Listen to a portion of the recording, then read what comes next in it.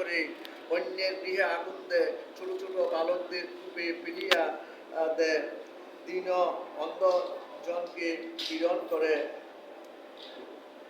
একদিন পিতামাতাকে প্রহার করিয়া বাড়ির পিতল কাঁসাদি লইয়া বেশ্যকৃত্য আত্মদেব পুত্রের এমন ব্যবহারে সদাই ক্রন্দন করেন, মনে মনে চিন্তা করেন, এমন দুঃখদাতা কুপুত্র হইতে অপুত্রকে জীবনে শ্রেয়। এখন আমি এই দুঃখ কিভাবে দূর করব? তখন পরম জ্ঞানী ভূগণ্য পিতাকে ঘুরে গিয়ে উপদেশ দিলেন, কার পুত্র কার দন অসার সংসারে দুঃখে অহর্নিশি মাত্র পরিত্যাগ করে স্বর্গাধিপতি ইন্দ্রেরও সুখ নেয়, কেবল ভগবত পরায়ণ ব্যক্তি সুখ লাভ করে। আমিও আমার ভাবে মোহ উপজয়, নরকে গমন তাই হইবে নিশ্চয়। এ পঞ্চভৌতিক শরীর একদিন বিনাশপ্রাপ্ত হইবে, তাই গৃহ পুত্র ধন ত্যাগ করিয়া নির্জন বনে গমন করিয়া লৌকিক ধর্মকে ত্যাগ করিয়া ভাগবত ধর্মের সেবা করো। সাধুসঙ্গ সাধু সেবার দ্বারা মন হইতে কাম তৃষ্ণাকে দূর করো। কখনো অপরের দোষ গুণ চিন্তা করিবে না, একমাত্র ভগবানের কথামৃত পান করো। পুত্রের এমন জ্ঞানগর্ভ উপদেশ শুনিয়া আত্মদেব বনে গমন করিয়া শ্রী হরির সেবায় নিযুক্ত হইয়া শ্রীমৎ ভাগবত নিত্য অধ্যয়ন করিয়া শ্রী কৃষ্ণর চরণ লাভ করিয়া ধন্য হইলেন। আত্মদেব বনে চলিয়া যাওয়ার পর পিতার গোপন সকলদন লাভের জন্য দুন্দুকারী মাকে প্রহার করিতে লাগিল, জ্বলন্ত কাষ্ঠ দিয়া পীড়ন করিল। পুত্রের এমন ব্যবহারে দুন্দুকারী রাত্রিবেলা কূপের মধ্যে পড়িয়া প্রাণ ত্যাগ করিল। সুখ দুঃখ শত্রু মিত্র মান অপমান প্রবন্যের অন্তরে নাহিক দন্তস্থান, তথাপি ফলের শনে বাস পরিহারে বাহির হলেন তিনি তিক্ত পরিবারে।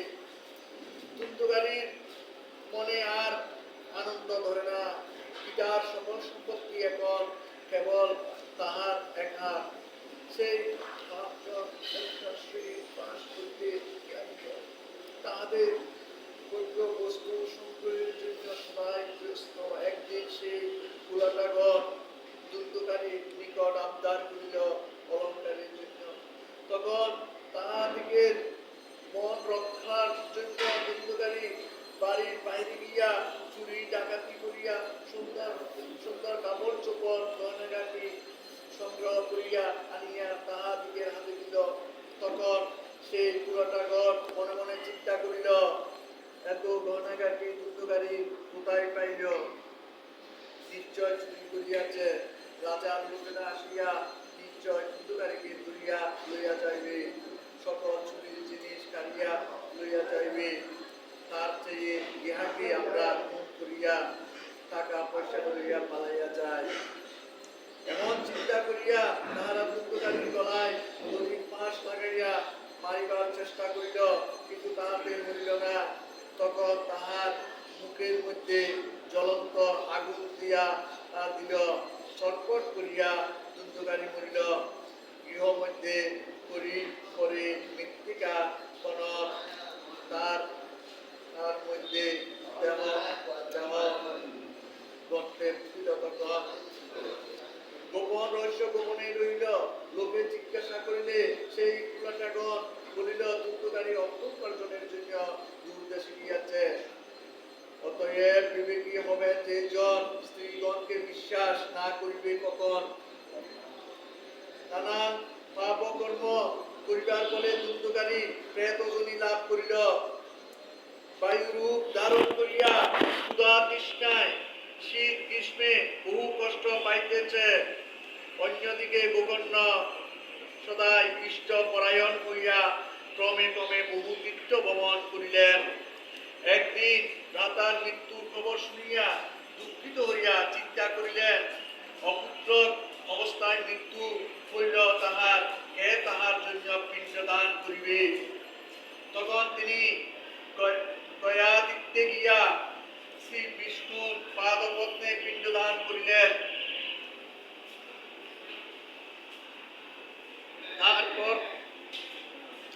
তারপরেও বহু তীর্থে গমন করিয়া শ্রাদ্ধ কর্ম করিলেন। তারপর একদিন নিজের জন্মভূমিতে আসিয়া রাত্রিতে শয়ন করিয়াছেন। মাঝ রাতে দেখতে পাইলেন তার ভাই দুন্দুকারী ভয়ঙ্কর রূপ ধরিয়া সেখানে উপস্থিত। বিসম্মিত হইলেন।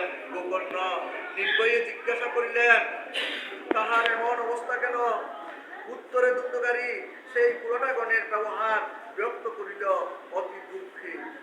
বর্তমানে প্রেতজনী লাভ করিয়াছে, উদ্ধারের ব্যবস্থা করিতে বলিল গোকর্ণকে। তখন গোকর্ণ বলিলেন, আমি তোমার জন্য গয়া ক্ষেত্রে শ্রাদ্ধ করিয়াছি, তাহলে কেমন করিয়া তোমার মুক্তি হইবে? দুন্দুকারী বলিল, শত গয়া শ্রাদ্ধেও আমার মুক্তি হইবে না। তাই বা তো আমার করিতে কেন মুক্তি সম্পত্তি করহ তুমি অন্য কোন যুক্তি?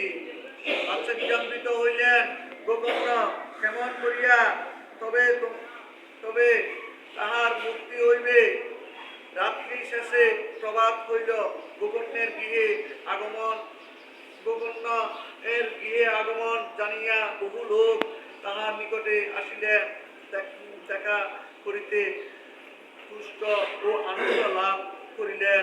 সকলে তাহাদিগের মধ্যে যাহারা কর্মবাদী ব্রাহ্মণ ছিলেন, গোকর্ণ তাহাদিগকে দুন্দুকারী উদ্ধারের কথা জানাইলেন। তখন তাহারা বহু শাস্ত্র গ্রন্থ দেখিয়া ও দুন্দুকারীর মুক্তির উপায় খুঁজিয়া পাইলেন না। তখন গোকর্ণ আপনার তপবলের দ্বারা সূর্যের গতি রোধ করিয়া জিজ্ঞাসা করিলেন, হে দেব, আপনি সাক্ষী হন সবার আপনাকে বারবার করি নমস্কার। দুন্দুকারী যেই প্রকারে লভিবে মুক্তি, সেই পথ দেখান করে আপনি সম্প্রতি।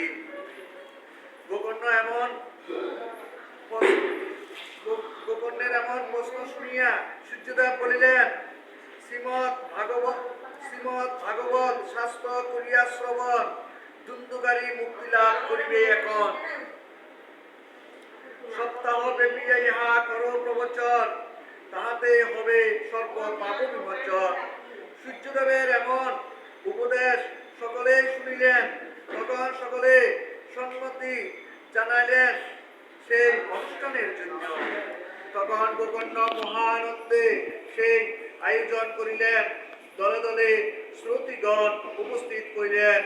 কুঞ্জ, অন্ধ, বৃদ্ধ, মূর্খ, স্বজন, পণ্ডিত, পাপ বিনাশীতে সবে তথা উপস্থিত। শ্রীমৎ ভাগবত শাস্ত্র প্রবচন করিবার জন্য স্বয়ং গোকর্ণই ব্যাস আসনে বসিলেন। সেই শাস্ত্র শ্রবণের জন্য দেবতাগণ উপস্থিত। প্রেত অরূপী দুন্দুকারী আসিয়া 7টি কাঠ যুক্ত একটি সুষম বাঁশের ছিদ্র পথে প্রবেশ করিয়া কথামৃত শ্রবণের প্রতীক্ষায় রইল।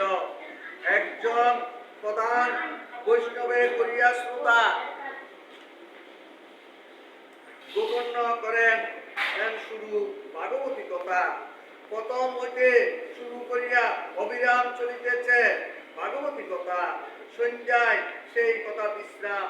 দুন্দুকারী যেই বাসের মধ্যে ছিল, সহসা খুব উচ্চ শব্দে একটি কাঠ ফাটিয়া গেল। তাহা শুনিয়া সবাই আশ্চর্য হইল। এইভাবে প্রতিদিন সন্ধ্যায় ভাগবতী কথা বিশ্রাম করিলে একটি করিয়া বাঁশের কাঠ বিদীর্ণ হইল।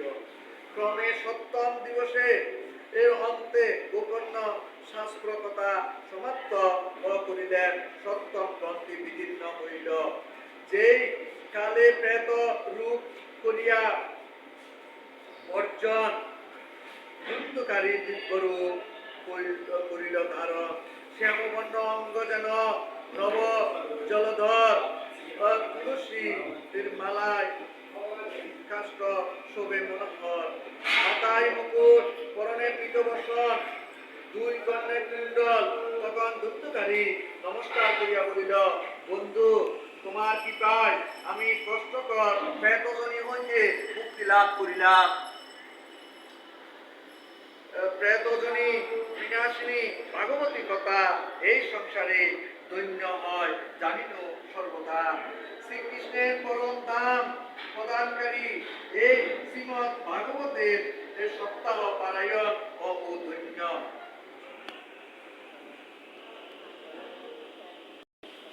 শ্রীমৎ ভাগবত শাস্ত্র সপ্তাহ শ্রবণে সকল মানব চিন্তা করে সেই ক্ষণে তাহাদের শরীরে যতটুকু পাপ রয় বয় হেতু কম্প মান ধ্বংস সেই সময় অগ্নি যথা শোষক আর্ত ঊর্ধ্ব ও বৃহৎ সমুদয় কাষ্ঠ রাশি করে অসম্মিলিত।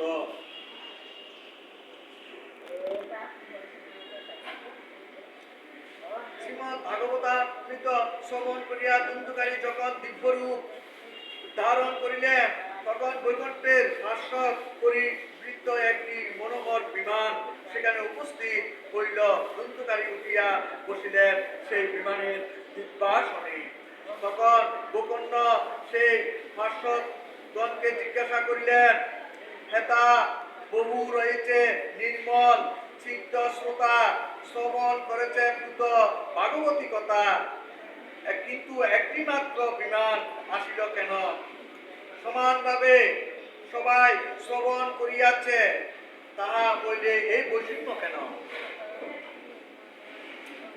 উত্তরে বৈকুণ্ঠের ভাস্করগণ বলিলেন, শ্রবণে বৈষম্য হেতু বৈষম্য ফলেতে সকলে সমর্থ নহে বৈকুণ্ঠ লভিতে। যেমন ভাবে শ্রবণ ও মনন করিবে তেমনি ফল লাভ করিবে, ওজনের তারতম্যে ফলেরও বৈষম্য হইবে। ধুন্ধুকারী প্রেতত্ব হইতে মুক্তি লাভের বাসনায় 7 দিন উপবাসে থাকিয়া শ্রবণের সঙ্গে উত্তম রূপে মননাদি ও করিলেন। যে জ্ঞান দৃঢ় নয় ব্যর্থ তাহা হয়, জ্ঞান শূন্য শ্রবণেতে নহে ফলদ হয়। সন্দেহ থাকিলে মন্ত্র না হয় সফল, বিক্ষিপ্ত হইলে চিত্র জপ বিফল। শ্রী গুরুদেবের বাক্যে যাহার সুদৃঢ় বিশ্বাস, নিজেকে সে হীন দীন মনে করে, তাহার মনের সকল দোষ দূর হইবে। ভাগবতী কথায় নির্চল বুদ্ধিতে নিশ্চিন্ত ভাবে ফল লাভ হইবে, বৈকুণ্ঠ লোক লাভ হইবে। হে গোকর্ণ, শ্রী গোবিন্দ স্বয়ং আপনাকে বৈকুণ্ঠে লইয়া যাইবেন। এই কথা বলিয়া সেই দূতগণ মহানন্দে শ্রী হরির নাম কীর্তন করিতে করিতে চামর ব্যঞ্জন করিয়া ধুন্ধুকারীকে লইয়া বৈকুণ্ঠের পথে চলিলেন। মহামতি গোকর্ণ পুনরায় শ্রাবণ মাসে যথারীতি হরিকথা প্রবচন করিলেন। সপ্ত রাত্রি ব্রতী হইয়া শ্রোতৃগণ শ্রীমৎ ভাগবত কথা শ্রবণ করিলেন। তখন শ্রীহরি নিজে বহু পার্শ্বজনের সহিত অসংখ্য বিমান যোগে সেই স্থানে উপস্থিত হইলেন। চারিদিকে জয় জয় শব্দে মুখরিত। হরি স্বয়ং পাঞ্চজন্য করেন ধ্বনিত। তারপর শ্রীহরি গোকর্ণকে আলিঙ্গন করিয়া আপন স্বরূপ দান করিলেন, আর সব শ্রোতাগণ ও দিব্য রূপ ধারণ করিয়া দিব্য সকল বিমানে চড়িয়া বৈকুণ্ঠে গমন করিলেন। সেই দামে চন্দ্র সূর্য কিংবা যোগীগণ চাইতে কিংবা প্রকাশ করিতে পারেন না। কেবল ভাগবত শ্রবণ দ্বারাই শ্রোতৃবিন্দু সেই স্থানে গমন করিতে পারেন। কঠোর তপস্যা কিংবা যোগের দ্বারাই সেই গতি লাভ হয় না। পরম পবিত্র শ্রীমৎ ভাগবত অমৃত বারের শ্রবণে সর্বপাপ অসম্মিলিত। পিতৃ ছাত্রে এই শাস্ত্র পাঠ করিলে পিতৃগণ তৃপ্তি লাভ করেন, আর প্রতিদিন পাঠ করিলে পাঠক অনায়াসে মোক্ষধামে গতি লাভ করেন।